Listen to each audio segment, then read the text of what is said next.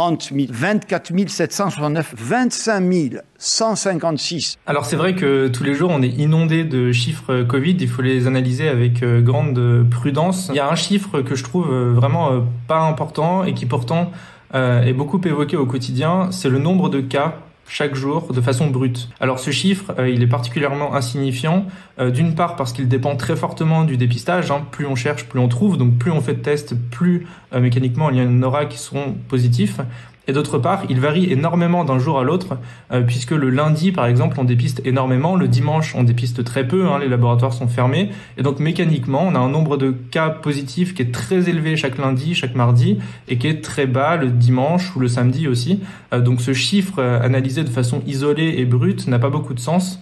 Il faut vraiment le mettre dans son contexte, c'est-à-dire faire une moyenne sur une semaine, regarder la moyenne sur une semaine pour lisser les irrégularités et voir vraiment l'évolution contextualisée. Un porte-parole du gouvernement, par exemple, avait évoqué une baisse du nombre de cas dans les Alpes-Maritimes suite au confinement le week-end.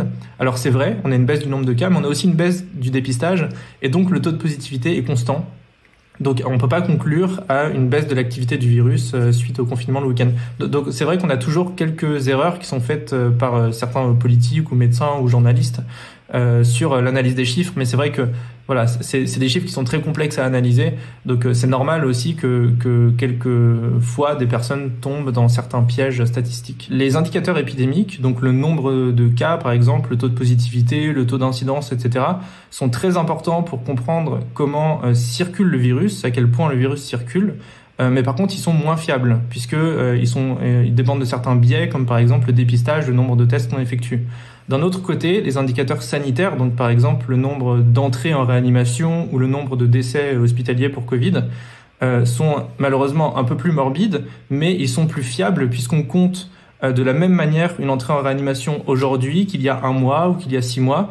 Donc il n'y a pas de biais lié par exemple au dépistage.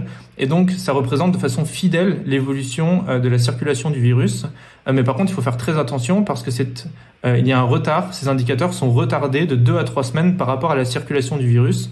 C'est-à-dire qu'une personne qui est contaminée aujourd'hui, elle rentrera en réanimation dans 2 ou 3 semaines. Moi, je conseille de suivre 2 indicateurs pour suivre l'évolution du virus de manière précoce. C'est le taux d'incidence, qui représente le nombre de cas qu'on détecte, et le taux de positivité, qui représente la proportion des tests positifs parmi tous les tests.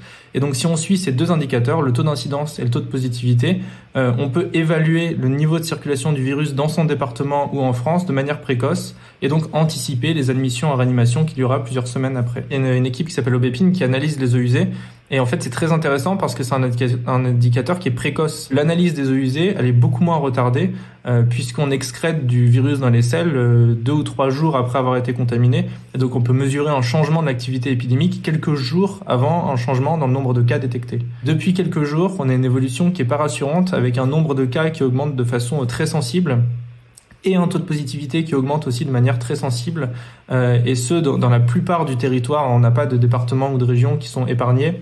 Donc dans certaines régions comme l'Île-de-France ou les Hauts-de-France, on a atteint des seuils critiques, notamment à l'hôpital en réanimation, et donc il a fallu malheureusement confiner ces régions-là.